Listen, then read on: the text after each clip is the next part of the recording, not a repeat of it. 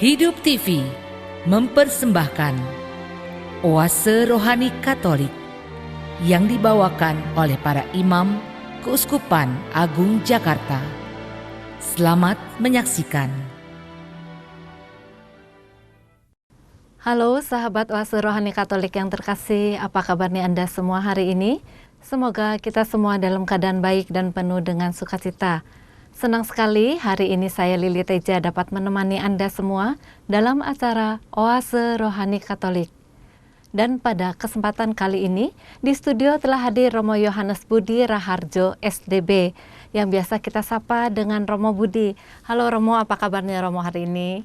Baik Lili, terima kasih dan juga kiranya Anda semua pendengar pemirsa dimanapun Anda berada dalam keadaan yang baik. Baik, terima kasih Romo.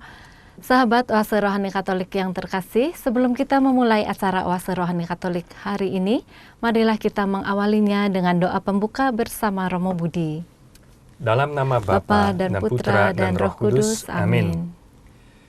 Allah Bapa yang Maha Kuasa dan Kekal, Engkau telah mengangkat Bunda Putramu, Santa Peran Maria yang tidak bernoda, dengan jiwa dan raganya ke dalam kemuliaan surga. Kami mohon dengan rendah hati, semoga hati dan budi kami selalu terarah kepadamu, agar kami pun pantas menikmati kemuliaan-Mu yang telah Kau berikan kepadanya.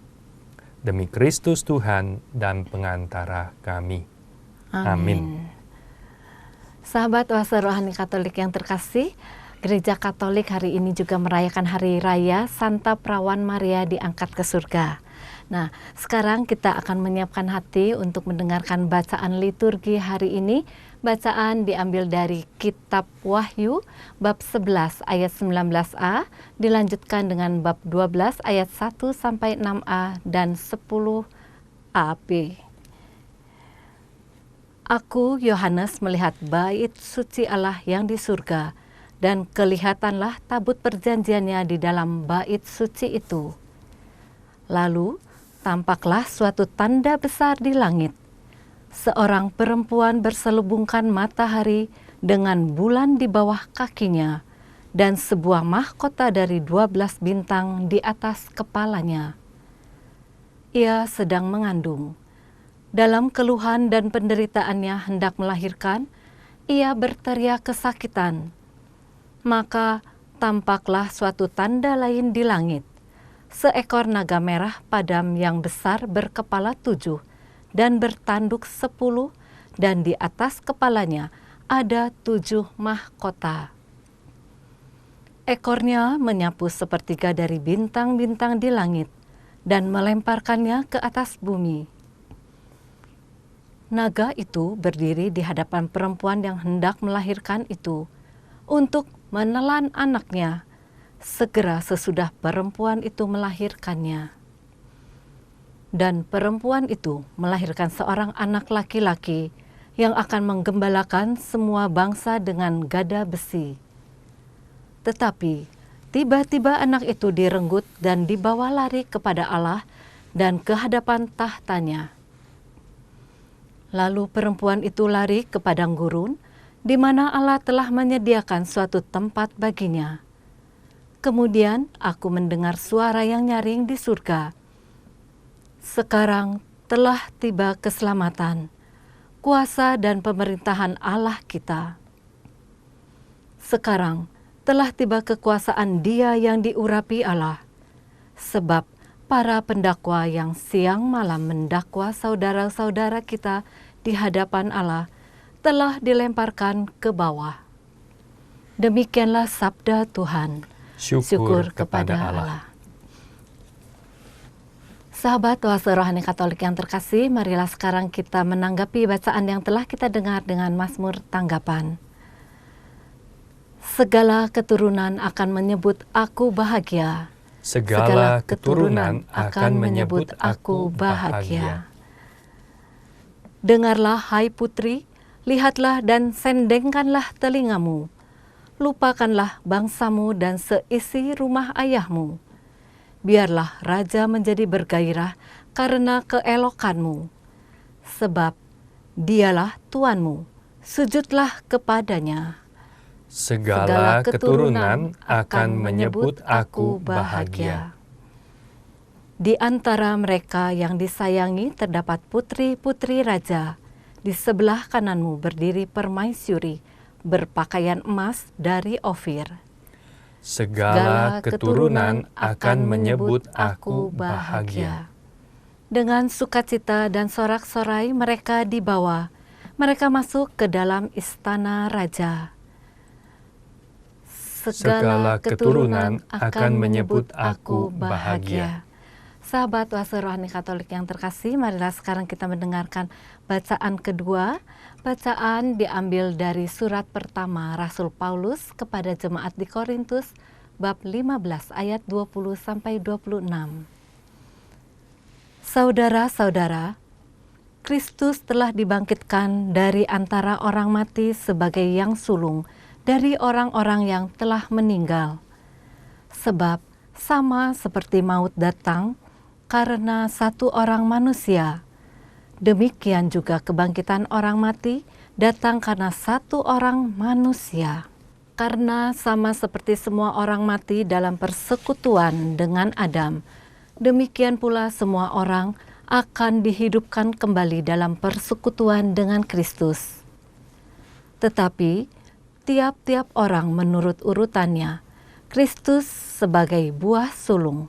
Sesudah itu mereka yang menjadi miliknya pada waktu kedatangannya. Kemudian tibalah kesudahan, yaitu bila mana Kristus menyerahkan kerajaan kepada Allah Bapa, sesudah ia membinasakan segala pemerintahan, kekuasaan, dan kekuatan.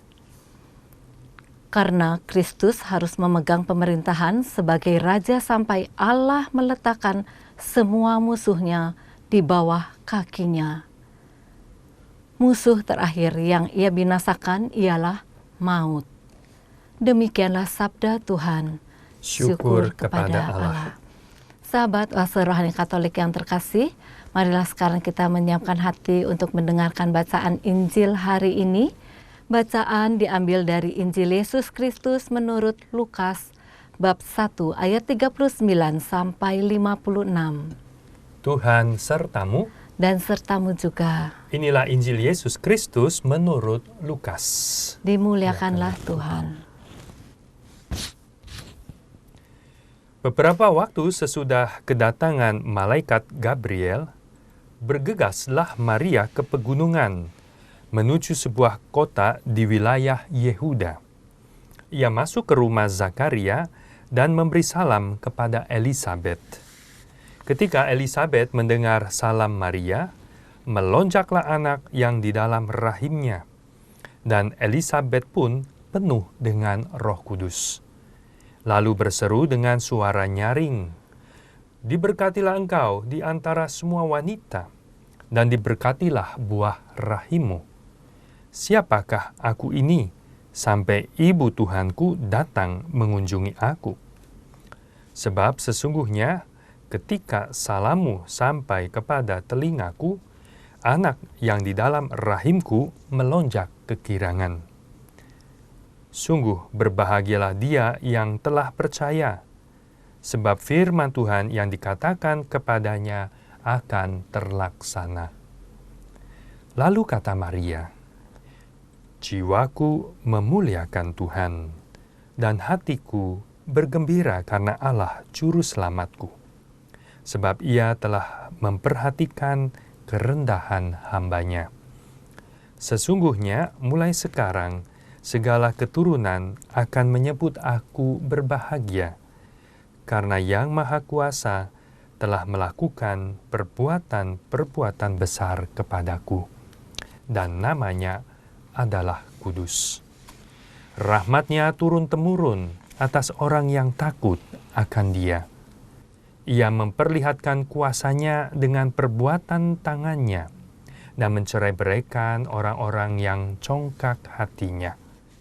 Ia menurunkan orang-orang yang berkuasa dari tahtanya dan meninggikan orang-orang yang rendah.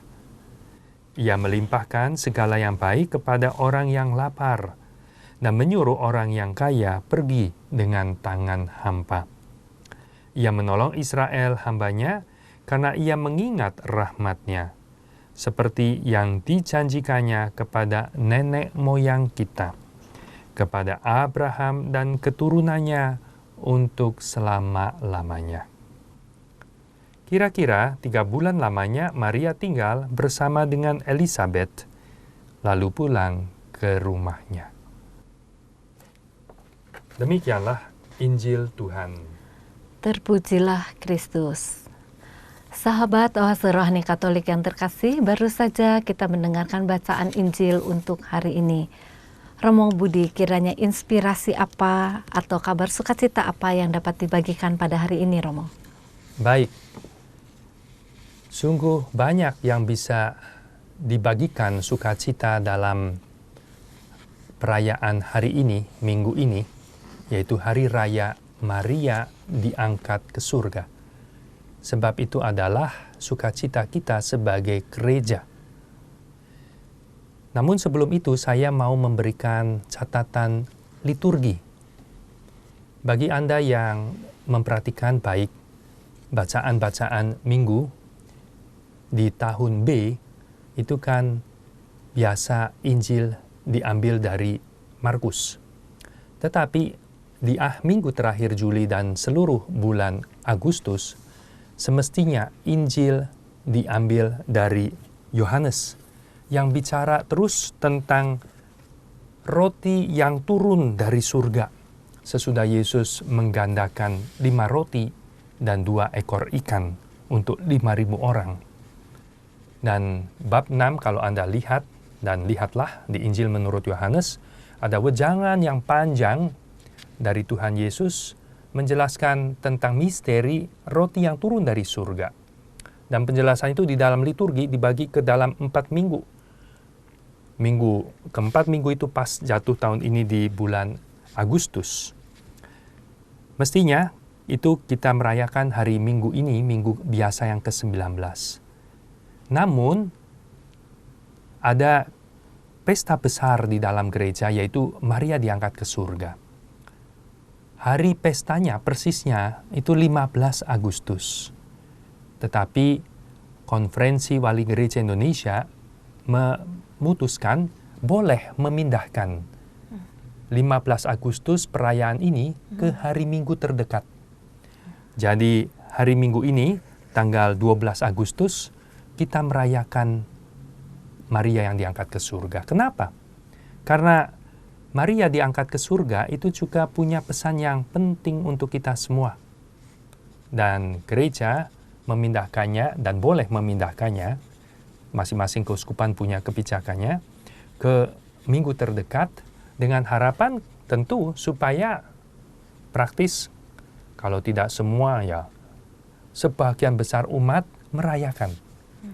Karena kalau tetap dirayakan di tanggal 15 Agustus, itu kan hari Rebo, hari biasa ya, yang pergi misa kan terbatas yang merayakannya itu. Itulah tentu alasan pastoral kenapa dipindahkan itu. Lebih lagi, kita sebagai Keuskupan Agung Jakarta, di mana pelindung kita sebagai keuskupan ini adalah Maria yang diangkat ke surga. Nah, itu sedikit maksud saya catatan liturgi. Karena mungkin ada yang memperhatikan, loh, dari kemarin ya membicarakan tentang roti yang turun dari surga, dan nanti 2 minggu ke depan juga sama. Kenapa ini kok nyempil ya, masuk sendiri ya, dan Injilnya juga dari Lukas? Karena itu. Dan saya tadi bilang bahwa ini dirayakan karena tentu ada hal yang penting. Ada pesan yang besar kenapa dirayakan, dan tentu itu adalah pesan menyangkut untuk kita semua gereja, sebuah pesan harapan, sebuah pesan iman. Kenapa? Karena Maria adalah salah satu anggota gereja. Dan dalam perayaan Maria diangkat ke surga, kita semua sebagai anggota gereja itu mau penuh dengan sukacita merayakan itu. Karena salah satu anggota gereja kita sudah mendapat keselamatan paripurna. Dalam kepenuhan rencana keselamatan Allah, Maria sudah penuh dengan keselamatan itu dan penuh dengan kemuliaan. Ia diangkat jiwa dan raganya ke surga setelah Maria mengakhiri hidupnya di bumi ini. Dan itu sekali lagi adalah menjadi kegembiraan buat kita semua, supaya kita semua juga penuh dengan optimisme dan antusiasme menjalani hidup kita, panggilan hidup kita masing-masing sebagai orang Kristiani, sebagai orang Katolik, sebagai anggota gereja. Karena salah satu anggota kita sudah jaya seperti Maria yang adalah tentu bunda kita. Dengan demikian, tentu maksud gereja supaya kita memandang Bunda Maria, supaya kita encourage, dibesarkan hati, dan kesanalah kita mesti mengarahkan pikiran kita, iman kita, tujuan hidup kita. Jadi di sini kita bicara tentang, saya mau bicara tentang sejarah keselamatan.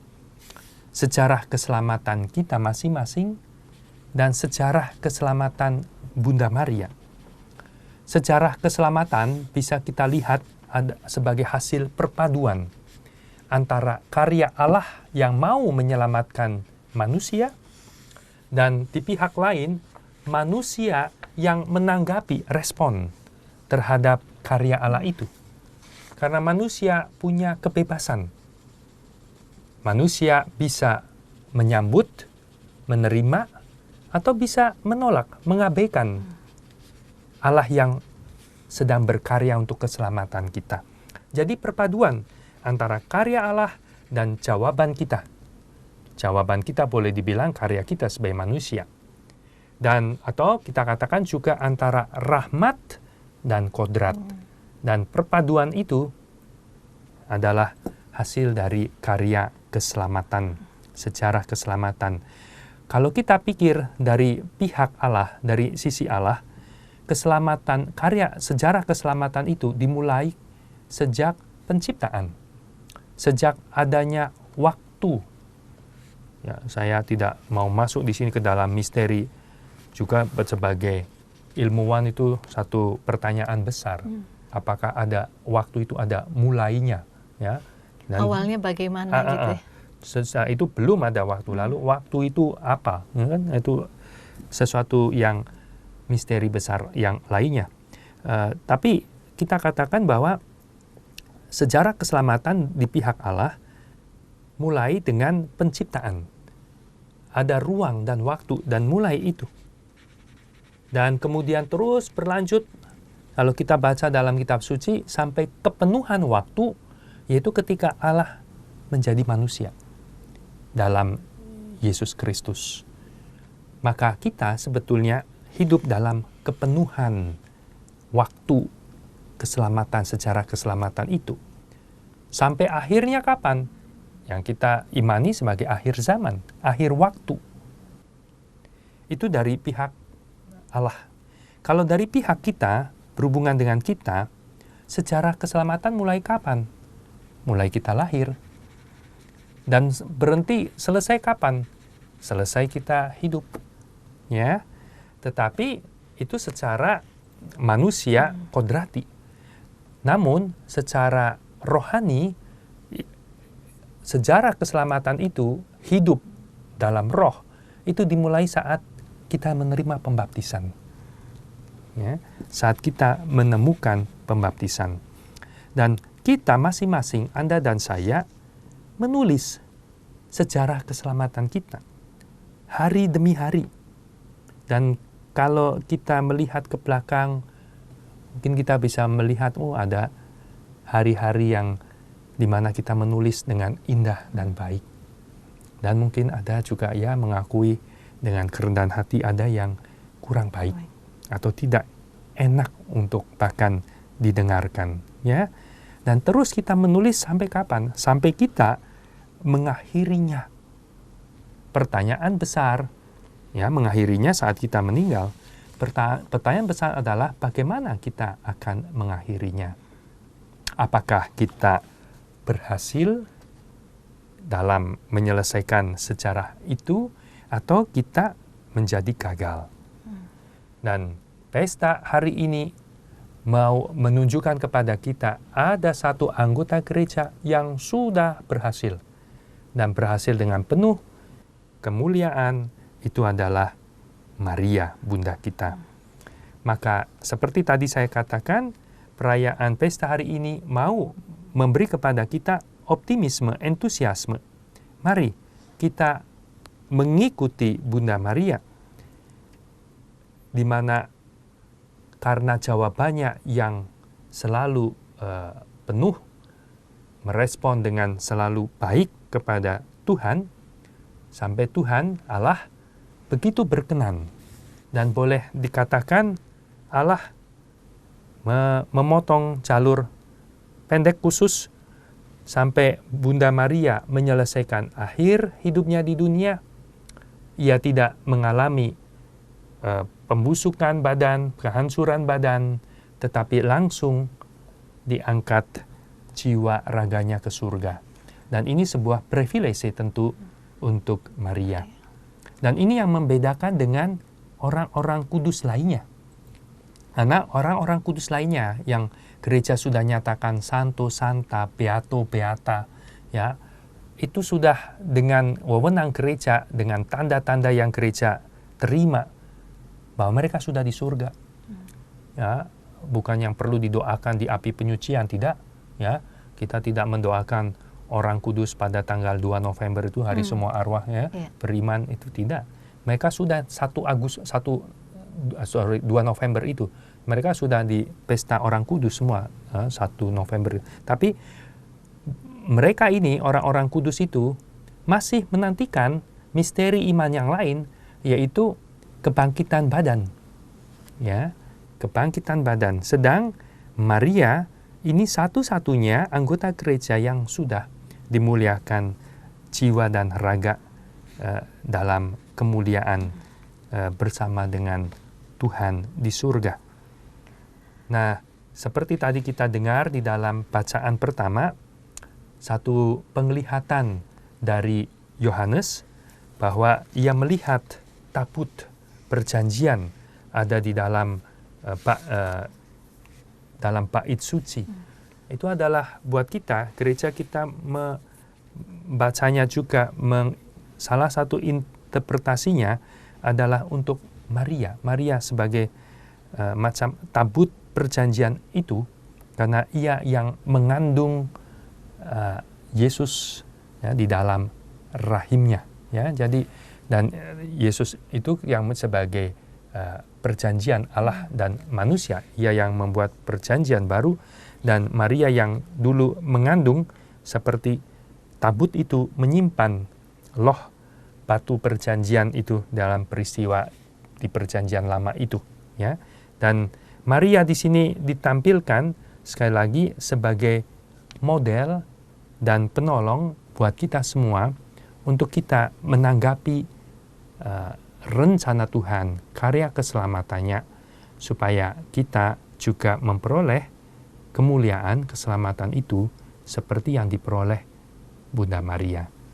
Itu bagian pertama saya pikir yang saya bisa sampaikan di sini, Lili, untuk para pendengar, pemirsa dimanapun Anda berada.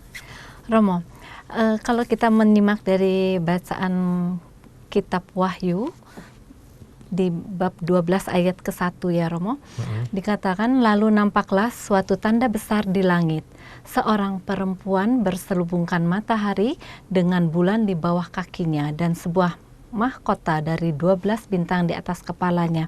Apa maksud dari tanda ini, Romo? Ya. Kitab Wahyu adalah kitab dalam genre apokaliptik, yaitu kitab yang penuh dengan simbol-simbol dan bicara tentang hal-hal terakhir, akhir zaman, kemusnahan alam ciptaan, hari kiamat, seperti itu, ya. Dan penuh dengan simbolisme. Dan kadang kalau kita bayangkan juga sulit membayangkan. Misalnya seekor naga merah padam yang besar berkepala 7. Waduh, kan kita fantasinya bisa kemana-mana ya. Kadang-kadang ada yang coba artis menggambarkan kan, ya serem atau menarik begitu. Tapi itu semua adalah simbolisme. Seperti di sini naga merah sebagai simbolisme apa? Yaitu iblis, ya. Berkepala 7, angka 7 itu menunjukkan kepenuhan, ya. Jadi yang punya kuasa penuh dalam di dunia dengan kekuatan kejahatan-kejahatannya semacam itu, ya. Dan bahasa ini genre dari buku apokaliptik ini dituliskan dengan simbol-simbol, dikatakan supaya gereja saat itu ditulis buku ini saat gereja sedang dianiaya, gereja perdana. Sehingga tulisan ini beredar di antara umat ketika dibaca oleh katakan penguasa Romawi, mereka tidak mengerti. Tetapi di antara umat mengerti bahasa ini. Ya, mungkin kayak dulu ada orang muda itu bahasa prokem. Ya, itu penuh dengan kata-kata yang ya sudah lain gitu kan. Sehingga maksudnya apa? Katanya supaya orang tua kalau dengar orang muda lagi bicara nggak ngerti. Tetapi sesama orang muda mereka ngerti. Gitu. Macam begitu ya. Bahasa seperti itu. Ya, dan dimaksudkan itu karena mereka sedang dianiaya, dan pesan ini semua sebetulnya adalah tujuannya untuk membesarkan hati. Ayo, jangan kecil hati, kita masih dianiaya, tetapi tetap tekun, pasti ada waktunya, nanti Tuhan akan menang. Ya, kita akan hidup begitu, dan yang jahat pasti akan dihukum. Dan semua cerita dalam kitab Wahyu pada akhirnya kan seperti itu. Ada peperangan, ada ini segala macam ya, dan akhirnya nanti Mikael dan malaikatnya menang membinasakan naga dan para malaikatnya juga, ya pertempuran begitu. Nah itu semua untuk membesarkan hati intinya, supaya dalam penganiayaan ini jangan sampai gugur imannya, karena penderitaannya begitu hebat ya. Dan di sini kemudian ditampakkan pada bagian ini satu penuh dengan simbolisme yang wanita, perempuan berselimutkan matahari, bulan kakinya, mahkota dari 12 bintang ya. Apa artinya? Orang kalau bisa mereka-reka ya kan. Tetapi sebetulnya para ahli kitab suci mengatakan ini adalah simbol dari umat Allah. Umat Israel. Ya, umat Israel lihat bermahkota 12 bintang. Itu 12 suku. 12 suku. Dan kalau dibaca sedang mengandung, ya, lalu ia melahirkan ya seorang anak. Oke. Dan itu tidak lain dikatakan di sini yang akan menggembalakan semua bangsa dengan gada besi. Semua simbolisme. Dan penulis mau mengatakan dari umat Israel ini lahirlah Sang Mesias. Yesus itu yang dengan misinya itu dengan gada besi, dengan penggembalaannya yang kuat, tapi tiba-tiba anak itu direnggut dan dibawa lari kepada Allah ke hadapan tahtanya. Dan itu sebetulnya mengacu kepada Yesus yang telah naik ke surga. Oke, jadi komentar ahli kitab suci tentang wanita ini sebetulnya pada umumnya adalah mengenai umat Allah. Umat Allah yang dari perjanjian lama Israel, dan yang kemudian melahirkan Mesias, dan kemudian dari situ muncul umat Allah yang baru, yaitu gereja. Oke. Namun ada juga yang bisa melihatnya dari interpretasi yang lain, sudut pandang yang lain. Ini pas juga menggambarkan tentang figur Maria. Ya. Dan kalau dipahami sebagai Maria sebagai bunda gereja, ya, dan Maria sebagai sungguh-sungguh putri yang terbaik dari umat Allah yang lama Israel, ya, dan di situ juga bisa kita memaknainya dalam membaca perempuan yang persembunyian matahari itu, ya. Ya. Nah, itu. Ya, para sahabat Oase Rohani Katolik yang terkasih, kiranya kita juga bisa merespon karya Allah dengan baik. Sahabat Oase Rohani Katolik yang terkasih, kita akan jeda sejenak untuk merenungkan apa yang telah disampaikan oleh Romo Budi. Kita akan jumpa kembali di sesi yang kedua dalam acara yang sama Oase Rohani Katolik. Hidup TV mempersembahkan Oase Rohani Katolik yang dibawakan oleh para imam Keuskupan Agung Jakarta. Selamat menyaksikan. Halo sahabat Oase Rohani Katolik yang terkasih, jumpa kembali kita dalam acara Oase Rohani Katolik di sesi yang kedua. Anda masih ditemani oleh Romo Yohanes Budi Raharjo SDB dan saya Lili Teja. Bagi saudara-saudari yang terkasih, jika Anda mempunyai pertanyaan atau ingin sharing iman, Anda dapat mengirimkannya melalui SMS ke nomor 0822 1036 1555 atau dapat juga mengirimkannya melalui email ke alamat email kami di orkkaj@yahoo.com. Romo Budi, di sesi yang kedua ini kiranya Romo berkenan untuk mengulang sedikit apa yang telah disampaikan dari sesi yang pertama tadi, Romo. Baik, Lili. Pada sesi pertama, tadi saya mulai dengan memberi catatan liturgi. Kenapa hari ini kita merayakan Pesta Maria diangkat ke surga. Karena punya pesan yang penting untuk kita semua, yaitu untuk memberikan optimisme, semangat, membesarkan hati, supaya kita melihat teladan contoh model kita, Bunda Maria. Supaya kita semua sebagai anak-anak gereja mengarahkan hati pikiran ke sana. Tujuan hidup kita, yaitu supaya karya keselamatan Allah juga terpenuhi, terrealisasi dalam diri kita seperti sudah secara paripurna, sempurna, definitif dalam diri Bunda Maria. Ya, jadi itu. Ya, selanjutnya Romo, semangat atau teladan apa yang dapat kita pelajari dari Santa Perawan Maria ini, Romo? Ya, pasti pertama-tama kita bisa melihat semangat teladannya adalah penyerahan diri sepenuhnya kepada rencana Allah. Dengan kita semua familiar dengan ucapan fiat, terjadilah padaku menurut kehendakmu. Nah, itu kan suatu kita tangkap pesan keterbukaan Maria penuh, penyerahan dirinya kepada rencana Allah, kehendakmu. Kita seringkali lebih mementingkan kehendak kita sendiri, Betul. kepentingan kita. Nah, disitulah makin besar kita mendahulukan kepentingan kita, ego, di antara kepentingan sesama, kepentingan bersama, apalagi kepentingan kehendak Allah. Di situ yang kita jauh dari rahmat, hidup dalam rahmat Tuhan, atau makin hidup dalam kedosaan kita.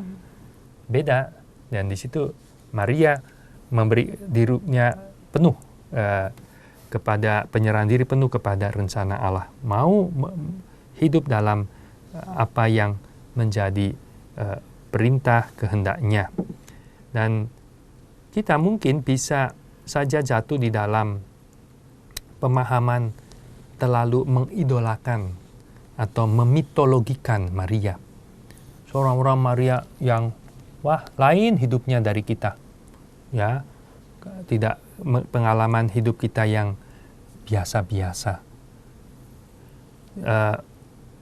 Kalau seandainya, kalau kita bisa kembali ke zaman dulu gitu kan, pergi ke Nazaret di zaman Maria itu hidup, pasti kita akan baru menyadari bahwa ternyata hidup Maria juga biasa-biasa. Wanita biasa. Ya, sehari-hari melakukan hal-hal yang biasa. Memang kita tahu bahwa dalam kitab suci dan ajaran gereja ada hal-hal yang luar biasa, extraordinary dalam diri Maria. Seperti dengan dogma ajaran iman dikandung tanpa noda, dan sekarang diangkat ke surga jiwa dan raganya, ya, Ya, itu memang hal-hal yang extraordinary, yang privilege, karena memang peranannya yang khusus. Ia mau menjadi bunda Allah yang menjadi manusia. Karena memang punya peranan khusus, ya pantas untuk mendapat kekhususan itu. Tetapi selebihnya adalah pengalaman hidup yang biasa-biasa seperti kita. Maria juga perlu dengan kebebasan menjawab ya atau tidak. Dan itu yang kita tahu di dalam Injil menurut Lukas, yang kita peringati dalam pesta Annunciation, atau Maria mendapat kabar dari malaikat Tuhan itu, yang kita senantiasa doakan dalam doa malaikat Tuhan. Di situ kita diingatkan, Maria punya kebebasan menjawab ya atau tidak. Tapi jawabannya adalah ya. Aku ini hamba Tuhan. Terjadilah padaku menurut perkataanmu. Dan jawabannya ya itu tidak sekali itu dan sudah selesai beres semuanya. Tidak. Terus menerus dalam perjalanan hidupnya. Dan bukan hidup yang lalu mulus dan gampang. Kalau kita amati baik-baik bagaimana Maria mau melahirkan Yesus, kan satu situasi yang nggak mudah untuk Maria. Kalau yang mudah kan ya sudah tenang, tinggal tenang saja di Nazaret dan melahirkan. Ternyata tidak. Terjadi ada sensus dan harus pergi ke Bethlehem dan mengadakan perjalanan yang tidak ringan itu, mungkin sekitar 3 malam begitu, ya. Dan lalu mau melahirkan saja nggak dapat tempat penginapan. Akhirnya kita tahu di kandang di situ, dan itu pantas buat Maria tentu bertanya-tanya, ya, apa arti semuanya ini dan kesusahan ini. Dan belum selesai katakan pemulihan dari melahirkan, ya juga diminta untuk cepat kabur ke Mesir, ya, perjalanan yang jauh, lebih jauh lagi. Dan setelah kembali dari Mesir, kita tidak banyak yang disebut hidup Yesus yang tersembunyi selama 30 tahun. Kita tidak tahu persisnya apa yang terjadi, penuh dengan suka duka pasti dalam hidup Maria sebagai wanita biasa, ibu, ya. Ada satu kisah yang kita semua tahu ketika dikatakan Yesus berumur 12 tahun dan pergi ke Bait Allah, dan terjadi malah Maria juga mengalami peristiwa yang biasa seperti kita, kehilangan anaknya, ya, dan mencari bahkan dengan cemas ke sana kemari setelah menemukan anak Yesus. Kan Maria seperti menegur, tidak tahukah engkau ayah ibumu begitu cemas, ya, mencari, ya. Dan di situ dikatakan ketika jawaban dari Yesus, bukankah aku mesti tinggal di rumah Bapakku, dan dikatakan orang tuanya, berarti termasuk Maria, tidak mengerti.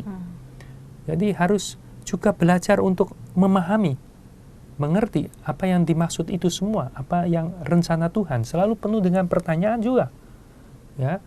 Sejak lahir di kandang, harus pergi ke Mesir, kehilangan itu, kenapa begini? Dan puncaknya tentu kita semua tahu ketika Maria mendengar Yesus dalam kesengsaraan itu, ya, di bawah salib. Tapi sebelum itu juga kalau dibaca teliti kita bisa membayangkan Yesus yang diancam mau dibunuh, ya. Itu kan menimbulkan kecemasan besar bagi seorang ibu. Sampai-sampai ada dikatakan, oh, Yesus sudah tidak waras lagi. Sampai, ya, Bunda Maria dan saudara-saudaranya itu datang untuk seperti mungkin mau menjemput atau mau melihat, memperhatikan ada apa. Itu kan pengalaman-pengalaman yang tidak semuanya manis-manis, enak-enak, gampang-gampang, tapi yang susah-susah. Dan yang puncaknya, tadi saya katakan, di bawah salib. Di bawah salib, Maria betul-betul habis-habisan itu kan penderitaannya. Bisa mengatakan di bawah salib itu, Tuhan, kenapa ini semua begini? Ya, kenapa menderita seperti itu? Tetapi pastilah kita bisa menangkap bahwa Maria punya sikap itu, keterbukaan. Jadilah padaku menurut rencanamu, bukan rencanaku. Ya? Jadi di sini Maria juga percaya bahwa perkataan Allah itu akan digenapi gitu ya, Romo? Percaya dalam arti bahwa meskipun aku belum memahami seluk-beluk misteri liku-liku kehidupan, ya, tetapi selalu setia kepada kehendak Tuhan. Apa yang menimpa dalam dirinya juga dia terima dengan tabah, dengan semangat penyerahan diri kepada Allah, ya, dan dengan iman tentu bahwa pada akhirnya nanti akan menjadi baik, gitu kan? Seperti dikatakan di dalam kitab suci, Allah akan menjadikan segala indah pada waktunya. Ya, kadang-kadang kan dalam pengalaman orang sudah ini gak sesuai dengan keinginanku atau ini, lalu kecewa kepada Allah dan ya sudah, nggak ke gereja lagi, nggak doa lagi, misalnya kan itu ada banyak seperti itu. Jadi bukan penyerahan diri kepada misteri dalam hidup kita, tapi kepada Allah, tetapi seperti sudah ada punya keinginan dan mesti Allah itu mewujudkan apa yang ku impikan, ku rencanakan, gitu ya. Dan itu yang pertama-tama adalah sikap keterbukaan, penyerahan diri Maria penuh kepada rencana Allah dalam hidup, dalam rencana keselamatannya, meski belum mengerti. Siapa yang bisa, pertama di Maria mendapat kabar malaikat kan juga dikatakan, bagaimana aku bisa mengandung? Aku belum bersuami, nggak ngerti. Roh Kudus, kuasa Tuhan akan turun, oke, jadilah. Ya, pun belum mengerti.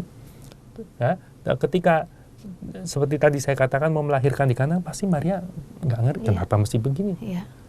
Kalau yang mau lahir anak yang maha tinggi, kenapa harus susah dulu? Harus susah gitu. Dan seperti nggak ada yang memperhatikan, seperti terlantar. Ya. Dan ketika belum pulih betul harus ke Mesir, ya, kenapa mesti begini? Ya, ketika kehilangan anak juga, ia kan menegur, boleh dibilang seperti itu kepada Yesus, kenapa kau lakukan ini, nak? Kan nggak ngerti. Dan ketika dijelaskan juga nggak ngerti, tapi terus berusaha mencari tahu, ya, memahami, dan dikomentarikan baik menurut Lukas. Ia menyimpan segala perkara itu dalam hati dan merenungkannya. Jadi Maria meskipun penuh rahmat, juga ada proses untuk pencarian, pemahaman, bertumbuh dalam iman, ya, terus menerus proses kedewasaan kepada kepenuhan. Ya. Itu yang saya mau maksudkan adalah dalam hidup Maria yang dekat sekali dengan Allah, penuh rahmat, jangan dibayangkan, oh sudah lain, tidak seperti kita. Semuanya lancar dan mudah dan gampang gitu ya. Tidak, ternyata penuh dengan kesukaran dan puncaknya seperti tadi saya katakan di bawah salib. Siapa yang bisa mengerti? Kenapa akhirnya seperti ini? Ya, tetapi lagi-lagi pasti dengan iman penyerahan diri, jadilah. Dan tentu setelah kebangkitan menjadi satu yang lain, ya, satu peristiwa yang tak terkira. Nah, dan ini yang sekali lagi saya mau bilang bahwa sikap yang penting meneladan Maria adalah keterbukaan, penyerahan diri sepenuhnya kepada Allah dalam menjalani misteri kehidupan kita. Jangan kaget dan heran, pasti banyak juga ada hal-hal yang belum kita pahami, belum kita mengerti, atau bahkan sulit untuk dimengerti. Kenapa mesti begini, kenapa begitu, ya? Tetapi teladannya di situ. Dan yang kedua, saya mau katakan, Bunda Maria itu mewujudkan rencana Allah di dalam dirinya itu dengan memberi diri dalam pelayanan kepada sesama dengan kegembiraan. Di satu pihak, keterbukaan, penyerahan diri sepenuhnya pada rencana Allah dalam misteri hidupnya. Dan di lain pihak kepada sesama, pemberian diri, pelayanan sepenuh hati dengan kegembiraan. Dan ini kita lihat dalam bacaan Injil, di mana ketika Maria, kalau dibaca kita lengkap dalam bab 1 menurut Injil menurut Lukas, Maria tahu Elisabet, sepupunya, saudaranya itu sedang mengandung di usianya yang ke-6 bulan kandungan itu. Dan Maria langsung dikatakan bergegas. Bergegas itu in haste, cepat-cepat, tidak lambat-lambat. Dan itu satu ciri sudah menangkap pribadi Maria. Orang yang gesit, orang yang cekatan, orang yang bukan lambat-lambat, itu tidak. Hanya dengar, karena pasti dia butuh bantuan. Dan bergegas ke sana. Ya, dan ketika sudah dengan menemui Elisabet, pasti di sana dikatakan tinggal 3 bulan. Ya, dan kita tahu 6 ditambah 3 kan 9 bulan. Dan sampai lahir artinya. Jadi Maria di situ datang itu untuk melayani Elisabet. Tahu bahwa Elisabet pasti butuh bantuan. Apalagi usianya sudah lanjut. Ya pasti kita tahu bahwa Maria itu kerjanya waktu itu ya bersihkan rumah, menyiapkan makanan, dan nanti ketika melahirkan juga bantu bersih-bersih, dan kemudian juga bantu yang keperluan-keperluan yang ada. Dan sesudah 3 bulan itu Maria pulang ke rumahnya. Dan itu satu yang kita bisa pahami, Maria menempatkan diri sebagai hamba. Hamba yang saya tahu ada keperluan, saya bisa bantu, diperlukan itu. Dan sudah nggak diperlukan, ya sudah, mundur. Ya, bukan mau tampil ini loh aku dan sok penting atau apa dipentingkan gitu ya. Tapi itu. Dan kadang-kadang kalau kita perhatikan dengan masalah banyak dengan para pemimpin kita, itu kan padahal mungkin mestinya sudah dicopot atau diganti karena nggak benar, apalagi korup, tapi masih mau masih mau bercokol terus. Karena kan? ada kepentingan pribadi. Nah itulah kepentingan pribadi. Ya, kalau ini kan beda sekali, ya, karena ini menempatkan diri hanya hamba, bahkan mungkin hamba yang tidak berarti itu. Ya, seperti di dalam Injil kan Yesus bilang, kalau kamu sudah mengerjakan segala sesuatu, hendaklah kamu berkata, kami ini hanya hamba-hamba yang tidak berguna, unprofitable servant, gitu ya. Dan ini teladan Maria. Ya, Maria tanpa diminta bergegas pergi dengan penuh sukacita, ya, membagikan sukacita. Kita bisa bayangkan kalau sudah ada kata bergegas di sana pasti set dengan riang, dengan itu, ya. Dan setelah selesai, oke, mundur, ya. Dengan kerendahan hati, ya, satu sikap seorang hamba yang di jalannya tidak cari muka, tidak cari pamor atau apa ya, seperlunya. Nah inilah yang saya pikir ya bilang bisa menjadi inspirasi dan semangat teladan untuk kita semua. Karena teladan Maria itu yang menggembirakan adalah Maria wanita biasa-biasa. Yang setiap orang, Anda dan saya, semua bisa melakukan sesuai dengan tugas kita, panggilan hidup kita masing-masing. Saya suka katakan, coba perhatikan, Maria bukan orang yang katakan membuat menulis buku, ya kan?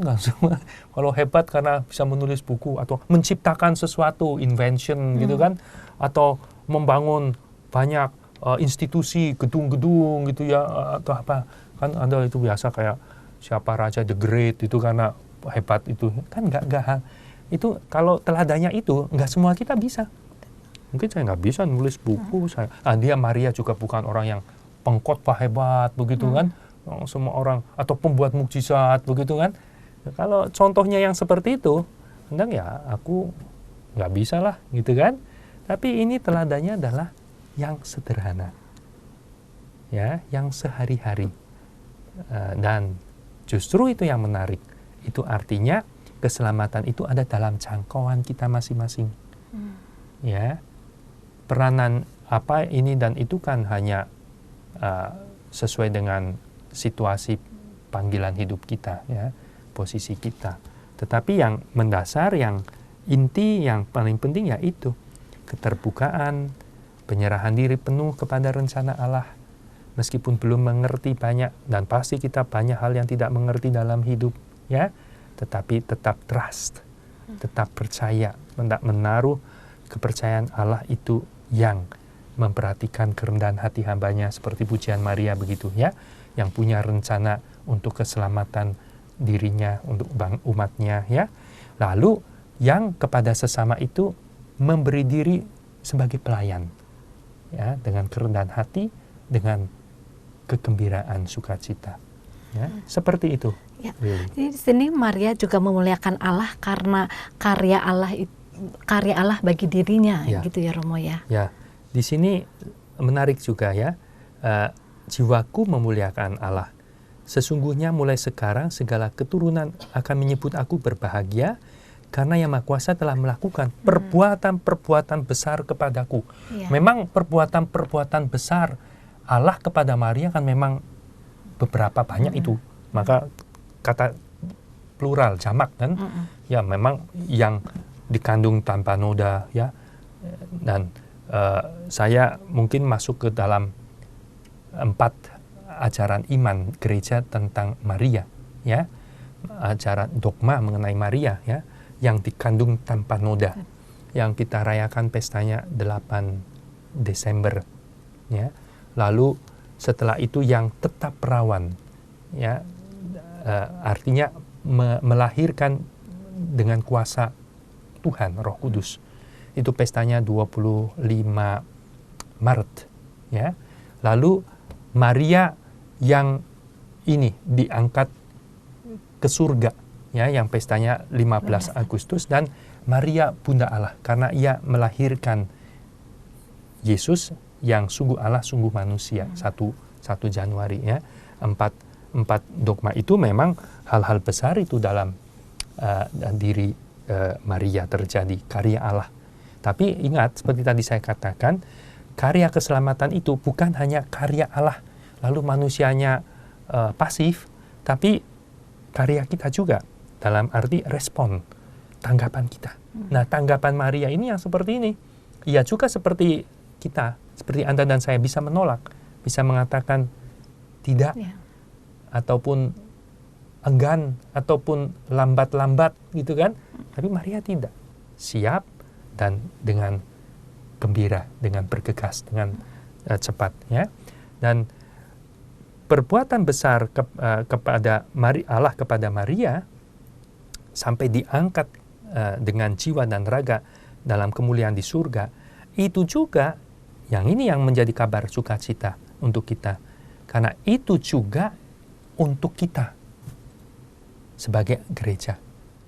Apa yang terjadi, boleh dikatakan apa yang terjadi pada Bunda Maria itu juga dalam rencana Allah dimaksudkan untuk terjadi pada kita. Dan itu saya nyambung kepada bacaan kedua karena memang ini hari raya khusus, maka ketiga bacaan dipilih khusus untuk semuanya nyambung tentang peristiwa ini, di mana Paulus mengatakan Kristus telah dibangkitkan di antara orang mati sebagai yang sulung. Ya, yang sulung itu artinya apa? Yang pertama. Kalau yang sulung ada yang berikutnya. Nah, kemudian ayat 23, tetapi tiap-tiap orang menurut urutannya.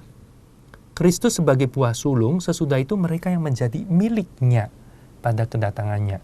Dan siapa yang menjadi miliknya yang terdekat dengan Yesus? Maria, bundanya. Ya, karena Maria yang penuh rahmat itu. Dan maka sekarang Maria sudah mengalami itu. Dan apa yang terjadi kepada Bunda Maria, itu juga yang akan terjadi pada kita masing-masing. Dan itu yang kabar sukacita yang boleh kita renungkan dalam iman, dalam merayakan pesta Maria diangkat ke surga hari Minggu ini. Ya, perbuatan besar yang terjadi pada Maria, sampai yang penting kan itu, pada akhirnya dalam kemuliaan jiwa dan raga diangkat ke surga, itu juga akan terjadi dan Tuhan menghendaki merencanakan untuk kita juga, ya. Seperti itu. Ya, baik Romo. Sebelum kita mengakhiri acara Oase Rohani Katolik hari ini, Romo kiranya berkenan untuk memberikan kesimpulan dari permenungan kita hari ini, Romo. Baik, saudara-saudari, maka yang boleh kita simpulkan dalam merayakan Pesta Maria diangkat ke surga ini adalah sebuah pesan yang membesarkan hati kita semua, yang penuh dengan harapan dan meminta terus iman kita supaya kita melihat dalam perjuangan hidup kita, liku-liku hidup kita, misteri kehidupan yang kita jalani bersama, tidak luput mengarahkan pandangan senantiasa kepada Bunda Maria. Ia yang sudah sampai di sana dengan penuh kemuliaan itu yang juga kelak Tuhan rencanakan terjadi untuk kita semua. Dan untuk melaksanakan, merealisasikan rencana Allah itu, keselamatannya terjadi juga pada diri kita, teladan Maria kita renungkan, teladan yang ada semua dalam jangkauan kita. Bagaimana dengan kepenuhan, penyerahan diri kepada Allah kehendaknya, dan pemberian diri kepada sesama sebagai pelayan dengan sukacita, kegembiraan hati. Demikian, Lili. Baik. Semoga kita senantiasa dibimbing oleh Allah agar menghasilkan buah-buah roh dalam hidup kita. Dengan demikian, kita pun layak untuk mengalami seperti yang dialami oleh Santa Perawan Maria diangkat ke surga dan masuk dalam keabadian surgawi. Romo Budi, kiranya kita akan menutup acara Oase Rohani Katolik hari ini. Ya. Kiranya Romo berkenan untuk menutupnya dalam doa dan mohon berkat Romo. Baik, marilah kita berdoa.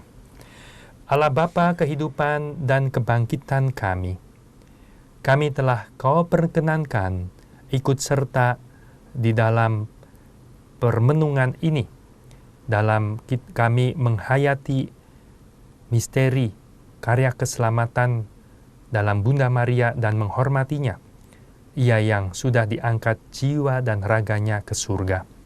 Semoga berkat pertolongan Bunda Maria, kami juga Kau antar kepada kebangkitan yang mulia. Demi Kristus Tuhan dan pengantara kami. Amin. Tuhan sertamu. Dan sertamu juga. Dan semoga saudara sekalian diberkati oleh Allah yang Maha Kuasa, Bapa dan Putra dan Roh Kudus. Amin. Terima kasih Romo Budi atas permenungan yang telah disampaikan pada hari ini, Romo. Kembali kasih. Kiranya apa yang telah disampaikan oleh Romo Budi dapat memberikan semangat, inspirasi, dan sukacita bagi kita semua. Akhir kata, Romo Yohanes Budi Raharjo SDB dan saya Lili Teja mohon pamit undur diri. Salam persatuan dalam kebinekaan. Kita bineka, kita Indonesia. Demikianlah Oase Rohani Katolik yang dibawakan oleh para imam Keuskupan Agung Jakarta. Tuhan memberkati.